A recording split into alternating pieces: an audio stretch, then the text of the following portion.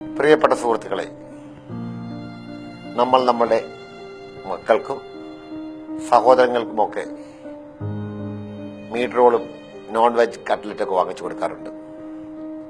അതിന് സാധാരണ ആസ്വദിക്കുന്നതിനിടയിൽ ഒരിക്കലും അതിന്റെ പിന്നാമ്പുറം നമ്മൾ അന്വേഷിക്കാറില്ല. ഇന്ന് വരെ ഞാനും അന്വേഷിച്ചിരുന്നില്ല. പക്ഷേ ഇന്ന് യാദൃച്ഛികമായി വൈകുന്നേരം പൂജപ്പുരയ്ക്ക് സമീപം അറവുമാടുകളുടെ അവശിഷ്ടം, പച്ച മലയാളത്തിൽ പറഞ്ഞാൽ എല്ലും കൊണ്ട് മടങ്ങി വന്ന് കിടക്കുന്ന ഒരു വാഹനത്തിലേക്ക് യാദൃച്ഛികമായി നോക്കി. അപ്പോൾ അവിടെ കണ്ട കാഴ്ച തൊട്ടടുത്ത മതിലിൽ കയറി നിന്നിട്ടാണെങ്കിലും ഒന്ന് ക്യാമറയിൽ പകർത്തി നിങ്ങൾ എത്തിക്കണമെന്ന് ആഗ്രഹിച്ചു.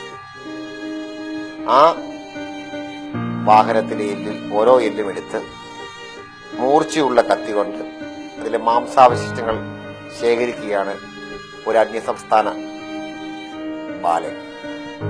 അതിനുശേഷം ഒരു ചാക്കിലേക്ക് ഇറച്ചി ശേഖരിക്കുന്നു, വലിച്ച് റോഡിലേക്ക് എറിയുന്നു. അതിനുശേഷം എടുത്ത് തലയിലെടുത്ത് ഒരു ബേക്കറിയിലേക്ക് കൊണ്ടുപോകുന്നു.